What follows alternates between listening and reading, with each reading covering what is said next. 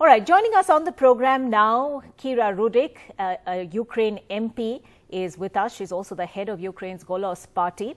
Also joining us, Weir, Russian affairs expert and Russia correspondent, for the Boston-based Christian Science Monitor, is joining us from Moscow at this point. Kira, if I can begin with you, as the war enters week 4, destruction and casualties are mounting. Russia is not showing any signs of backing down despite suffering what appears to be excessive military losses. What is it going to take at this point to broker a ceasefire, in your opinion? The only way for us to end this war is to kill every single Russian soldier that is on our land. And this is what we are trying to do. We had been in war with Russia for the last 8 years, and we know that all the agreements on ceasefire are non-executable from Russia's side, and were never executable, so they will just continue firing. So the first step of any negotiations of anything should be like taking back Russian troops from Ukrainian soil. The rest will be negotiable. As of right now, we don't see any that's other. That's a fairly hardline stand, Rudik, but do you speak for the Ukrainian government when you say this? Because Russia's President Putin is now accusing Ukraine of stalling all attempts at talks. So Russia attacked Ukraine and now is accusing us of something?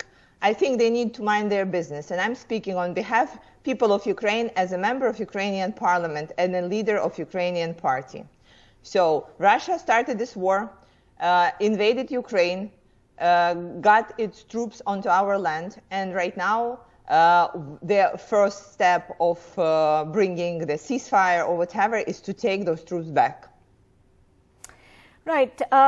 Weir, you've heard what the Ukrainian MP on the show said, but at this point, U.S. President Biden also speaking to China's Xi Jinping.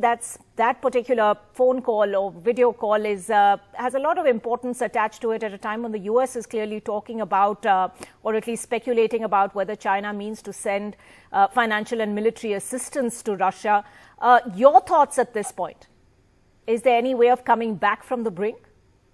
I think that the situation is unfixable in any way other than a negotiated settlement. At this point, it is, optimistic that talks are going on every single day. There are noises coming out of both sides saying they're closer together. There is the outlines of a compromise. Otherwise, I think that this war has been shocking, destructive, awful. I mean, of course, there's nothing that can undo it, and it's very much at the feet of Vladimir Putin. But I think the world should take a hand and press for more, deeper negotiations, a workable compromise. I personally think that there could have been a compromise before over Ukrainian neutrality, some other things that might have made a safer security order in Europe. That didn't happen. Now we're galloping toward World War III if this continues. A lot of people are dying. I guess your other guest is happy that Russian soldiers are dying, but Ukrainian soldiers are dying in equal numbers.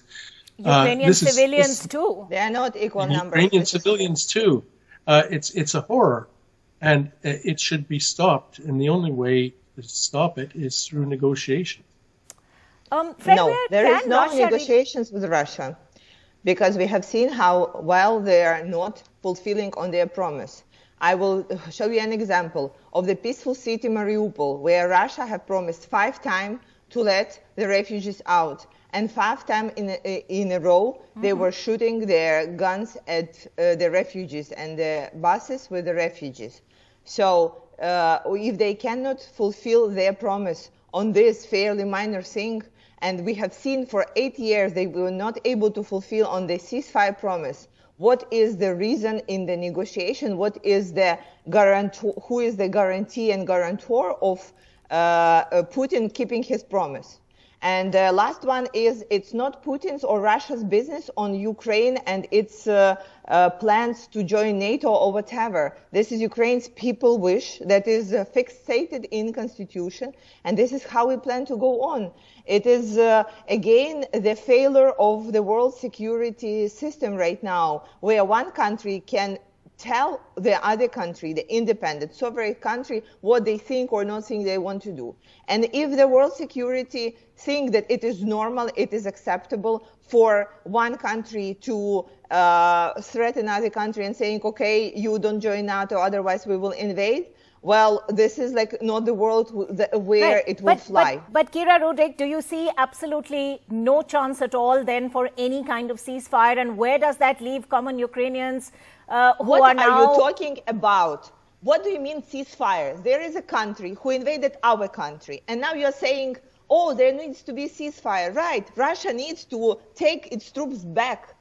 What other ceasefire are you expecting? That we will stop firing? No, we will be killing Russian soldiers on our soil till I suppose the question then, Kira Rudik, is whether Ukraine is willing to make any compromises and what those compromises are to take Russian troops out of your country. But having said that, I want to bring Fred Weir back. We do not believe that Russian troops will be out of our country. Name one country where Russia would send their troops and then take it back. Name it.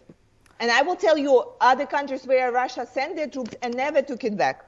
But Kira Rudik, Russia is suffering big military losses as well. It's Belarus, it's Kazakhstan. You know, I'm sure at some point at the beginning of this invasion, it didn't expect the kind of Ukrainian defense that we've seen over the last 23 days. But Fred Weir, your thoughts? Can Russia sustain this war without China's help? As we've said, it suffered major losses already without making significant advances militarily. First of all, can I answer that question? Not sustain, yes. That was okay. Kira, we'll come back to you. That okay. Actually, in 1991, the Soviet Union dissolved its military pact and pulled out of a dozen European countries. Russia tried to join the West. I mean, there is a long history here where Russia really tried various ways to integrate with the world.